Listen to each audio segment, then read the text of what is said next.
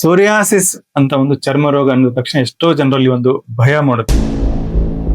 Psoriasis ಅನ್ನುವುದು ಒಂದು ಚರ್ಮಕ್ಕೆ ಬರುವ ಸಾಮಾನ್ಯವಾದ ಕಾಯಿಲೆ. ಸೋರಿಯಾಸಿಸ್ ರೋಗದ ಬಗ್ಗೆ ತಿಳಿದುಕೊಳ್ಳೋಣ. ಈ ರೋಗ ಯಾಕೆ ಬರುತ್ತೆ, ಚಿಕಿತ್ಸೆ ಇದೆಯಾ ಇಲ್ವಾ, ಈ ರೋಗ ದೇಹದ ಯಾವುದೇ ಭಾಗದಲ್ಲಿ ಕಂಡು ಬರಬಹುದು, ಇದ್ರೆ ಎಷ್ಟು ದಿವಸ, ಇಂಥ ಒಂದು ವಸ್ತುವಿನಿಂದ ಬರುತ್ತದೆ ಅಂತ ಹೇಳಕ್ಕಾಗೋದಿಲ್ಲ. ಈ ರೋಗ ಯಾರಿಗೆ ಬರಬಹುದು? ಕೆಲವರಿಗೆ ಈ ಚೈಲ್ಡ್ಹುಡ್ ಅಲ್ಲಿ ಅಂದ್ರೆ ಬಾಲ್ಯದಲ್ಲೇ ಕಂಡು ಬರುತ್ತೆ. ಒಂದು ಚಿಕ್ಕ ಗಾಯದಿಂದ ಹಿಡಿದು ಇಡೀ ದೇಹವನ್ನು ಕೂಡ ಆವರಿಸಬಹುದು. ಒಂದು ಸಾರಿ ಕಂಡು ಬಂದ್ರೆ ಇದು ನಿಧಾನವಾಗಿ ಹಬ್ಬುತ್ತದೆ. ಇದು ನಮ್ಮ ದೇಹದ ಒಳಗಿನಿಂದ ಬರುವ ಕಾಯಿಲೆ.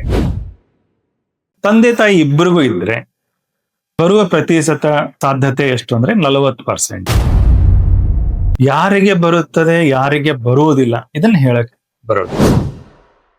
ಯಾರಿಗೆ ಯಾವ ತರ ಗುಣ ಆಗುತ್ತದೆ ಇದನ್ನು ಕೂಡ ಮೊದಲೇ ಹೇಳಕ್ ಆಗೋದಿಲ್ಲ.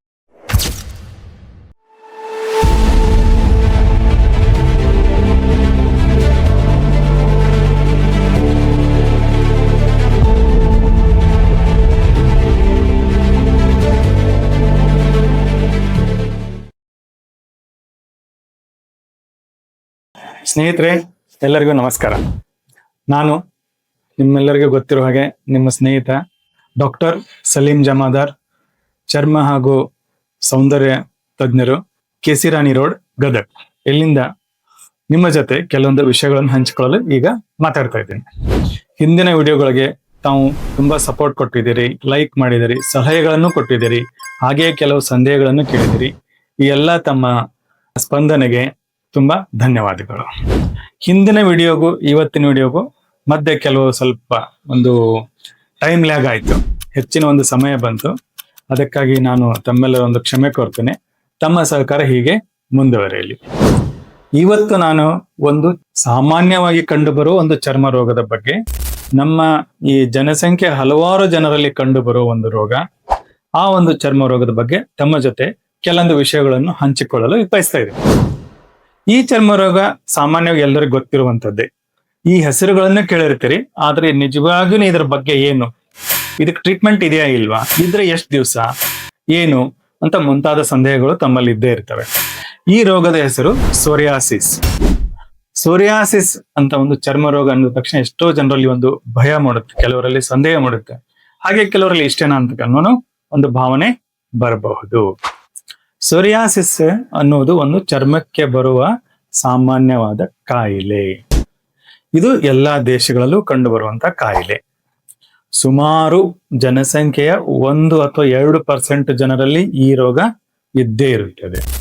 ಬೇರೆ ಬೇರೆ ತರನಾಗಿ ಬೇರೆ ಬೇರೆ ಆಕಾರಗಳಲ್ಲಿ ಹಾಗೂ ದೇಹದ ಎಷ್ಟು ಭಾಗವನ್ನು ಆರಿಸಿಕೊಳ್ಳುತ್ತೆ ಅನ್ನೋ ಒಂದು ರೋಗದ ತೀವ್ರತೆಯನ್ನು ನಿರ್ಧಾರ ಮಾಡುತ್ತೆ. ಈ ಒಂದು ಸೋರಿಯಾಸಿಸ್ ರೋಗದ ಬಗ್ಗೆ ತಿಳಿದುಕೊಳ್ಳೋಣ. ಈ ರೋಗ ಯಾಕೆ ಬರುತ್ತೆ, ಹೇಗೆ ಬರುತ್ತೆ, ಇದರ ಗುಣಲಕ್ಷಣಗಳೇನು, ಇದೇನಾದ್ರೂ ಒಬ್ಬರಿಂದ ಒಬ್ಬರಿಗೆ ಹಬ್ಬುತ್ತದೆಯಾ, ಇದಕ್ಕೇನಾದ್ರೂ ಪತ್ತೆ ಮಾಡಬೇಕಾ, ಆಹಾರ ಪದ್ಧತಿ ಅನುಸರಿಸಬೇಕಾ, ಚಿಕಿತ್ಸೆ ಇದೆಯಾ ಇಲ್ವಾ, ಚಿಕಿತ್ಸೆ ಸಂಪೂರ್ಣವಾಗಿ ವಾಸಿಯಾಗೋ ತರ ಇದೆಯಾ ಇಲ್ಲ ಮೇಂಟೈನ್ ಮಾಡೋ ತರ ಇದೆಯಾ, ಈ ಮುಂತಾದ ಕೆಲವು ಸಂದೇಹಗಳನ್ನು ಈ ಒಂದು ಪುಟ್ಟ ವಿಡಿಯೋನಲ್ಲಿ ನಾನು ನಿಮ್ಮ ಜೊತೆ ಹಂಚಿಕೊಳ್ತೀನಿ. ಮುಖ್ಯವಾಗಿ ಸೋರಿಯಾಸಿಸ್ ಅಂದರೆ ಏನು? ನಾನು ಹೇಳಿರುವಾಗ ಇದೊಂದು ಚರ್ಮದ ಕಾಯಿಲೆ, ಸಾಮಾನ್ಯವಾದ ಕಾಯಿಲೆ. ಇಲ್ಲಿ ಚರ್ಮದ ಪದರಗಳು ಕಂಡು ಬರ್ತವೆ. ಬಿಳಿ ಬಿಳಿ ಪೌಡರ್, ರೌಂಡ್ ಈ ತರ ಒಂದು ಆಕಾರವಾಗಿ ಬರುತ್ತೆ. ಅದನ್ನ ಕೆರೆದಾಗ ಬಿಳಿಯಾದ ಒಂದು ಪೌಡರ್ ಅದರಲ್ಲಿ ಬರುತ್ತೆ. ಇದು ನೋಡಲು ಸ್ವಲ್ಪ ಮನಸ್ಸಿಗೆ ಕಿರಿಕಿರಿ ಮಾಡುತ್ತದೆ, ಹಾಗೆ ಇದು ತುರಿಕೆ ಉಂಟು ಮಾಡಿ ದೇಹಕ್ಕೂ ಕೂಡ ಕಿರಿಕಿರಿ ಮಾಡ್ತದೆ. ಈ ರೋಗ ದೇಹದ ಯಾವುದೇ ಭಾಗದಲ್ಲಿ ಕಂಡು ಬರಬಹುದು. ತಲೆಯಿಂದ ಹಿಡಿದು ಪಾದದವರೆಗೂ ಈಗೇನು ತೋರಿಸಿದೀವಿ ಈ ಎಲ್ಲಾ ಸೈಟ್ಗಳಲ್ಲೂ ಅಂದ್ರೆ ದೇಹದ ಭಾಗಗಳಲ್ಲಿ ಕಂಡು ಬರಬಹುದು. ತಲೆ, ಮುಖ, ಬೆನ್ನು, ತೊಡೆಗಳ ಮಧ್ಯ, ಜನನಾಂಗಗಳ ಮೇಲೆ, ಉಗುರುಗಳ ಮೇಲೆ ಹಾಗೂ ಅಂಗಾಲುಗಳ ಮೇಲೆ ಮಾತ್ರ ಅಥವಾ ಈ ಎಲ್ಲಾ ಭಾಗಗಳಲ್ಲೂ ಜೊತೆಯಾಗಿನೇ ಕಂಡು ಬರಬಹುದು. ಇದರ ಮುಖ್ಯ ಲಕ್ಷಣ ಚರ್ಮ ಪದರ ಆಗಿ ಬರಬಹುದು ಹಾಗೂ ತುರಿಕೆ ಉಂಟು ಮಾಡುವುದು. ಈಗ ಈ ರೋಗ ಯಾರಿಗೆ ಬರಬಹುದು? ಈ ರೋಗ ನಾನು ಎಷ್ಟೋ ಸಾರಿ ಬೇರೆ ವಿಡಿಯೋಗಳಲ್ಲಿ ತಿಳಿಸೋ ಹಾಗೆ ಯಾರಿಗಾದ್ರೂ ಬರಬಹುದು. ಇಂಥ ಒಂದು ವಸ್ತುವಿನಿಂದ ಬರುತ್ತದೆ ಅಂತ ಹೇಳಕ್ಕಾಗೋದಿಲ್ಲ. ಸುಮಾರು ಇದು ಕೆಲವರಿಗೆ ಈ ಚೈಲ್ಡ್ಹುಡ್ ಅಲ್ಲಿ ಅಂದ್ರೆ ಬಾಲ್ಯದಲ್ಲೇ ಕಂಡು ಬರ್ತದೆ. ಅರೌಂಡ್ 7ರಿಂದ 8 ವಯಸ್ಸಿಗೆ ಕಂಡು ಬರ್ತದೆ. ಕೆಲವರಿಗೆ 55 ವಯಸ್ಸಿನ ನಂತರ ಕಂಡು ಬರಬಹುದು. ಕೆಲವರಿಗೆ ದೇಹದ ಕೆಲವು ಭಾಗಗಳಲ್ಲಿ ಜಸ್ಟ್ ಒಂದು ಚಿಕ್ಕೆ ತರ ಕಂಡು ಬರ್ತದೆ. ಕೆಲವರಿಗೆ ದೇಹದ ಇಡೀ ಭಾಗ ಆವರಣ, ನಾವೇನು ಫುಲ್ ಸೊರಿಯಾಸಿಸ್ ಅಥವಾ ಎರಿಥ್ರೋಡರ್ಮಿಕ್ ಸೊರಿಯಾಸಿಸ್ ಅಂತೀವಿ, ಇಡೀ ದೇಹ ಕೆಂಪಾಗಿ ಹೋಗ್ಬಿಟ್ಟಿರ್ತದೆ. ಈ ಟೈಪ್ಗಳಲ್ಲೂ ಕೂಡ ಕಂಡು ಬರಬಹುದು. ಅಂದ್ರೆ ಒಂದು ಚಿಕ್ಕ ಗಾಯದಿಂದ ಹಿಡಿದು ಇಡೀ ದೇಹವನ್ನು ಕೂಡ ಆವರಿಸಬಹುದು. ಕೆಲವರಿಗೆ ತಲೆಯಲ್ಲಿ ಮಾತ್ರ, ನಾನು ಹೇಳಿದ ಹಾಗೆ, ಕೆಲವರಿಗೆ ಅಂಗಾಂಗಗಳಲ್ಲಿ ಮಾತ್ರ, ಕೆಲವರಿಗೆ ಉಗುರಿಗೆ ಮಾತ್ರ, ಕೆಲವರಿಗೆ ಜನನೇಂದ್ರಿಯ ಅಂಗಗಳಲ್ಲಿ ಮಾತ್ರ ಕೂಡ ಕಂಡು ಬರಬಹುದು. ಒಂದು ಸಾರಿ ಕಂಡು ಬಂದ್ರೆ ಇದು ನಿಧಾನವಾಗಿ ಹಬ್ಬುತ್ತದೆ. ತುಂಬಾ ಏಕ್ದಮ್ ಬಂದು ಫುಲ್ ಬಾಡಿಗೂ ಬರುತ್ತದೆ. ಕೆಲವೊಂದ್ ಸಾರಿ ಇದು ತಾನೇ ಹೋಗಬಹುದು, ಏನೂ ಚಿಕಿತ್ಸೆ ಇಲ್ಲದೆ ಕೆಲವೊಂದ್ಸಾರಿ ಹೋಗ್ಬಿಡುತ್ತದೆ.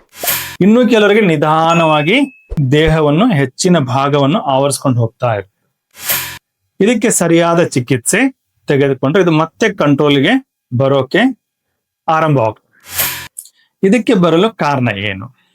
ಇದಕ್ಕೆ ಬರಲು ಕರೆಕ್ಟ್ ಆಗಿ ಎಕ್ಸಾಕ್ಟ್ ರೀಸನ್ ಅಂತ ಹೇಳ್ತೀವಲ್ಲ, ಆ ಒಂದು ಕಾರಣ ನಾವು ಪಿನ್ ಪಾಯಿಂಟ್ ಮಾಡಲು ಬರೋದಿಲ್ಲ.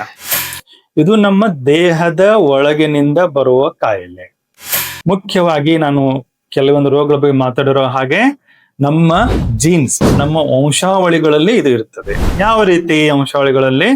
ಬೇರೆ ಬೇರೆ ವಂಶಾವಳಿಯ ಮುಖಾಂತರ ಬಂದು ಕೆಲವು ಜನರಿಗೆ ಇದು ಬರುತ್ತದೆ, ಕೆಲವು ಜನರಿಗೆ ಬರುವುದೇ ಇಲ್ಲ. ತಂದೆ ತಾಯಿಗಳಲ್ಲಿ ಇದ್ರೆ ಹೇಗೆ? ತಂದೆ ಅಥವಾ ತಾಯಿಗೆ ಒಬ್ಬರಿಗಿದ್ದರೆ ಸುಮಾರು ಮಕ್ಕಳಲ್ಲಿ ಬರುವ ಒಂದು ಸಾಧ್ಯತೆ ಪ್ರತಿಶತ 8% ಚಾನ್ಸ್.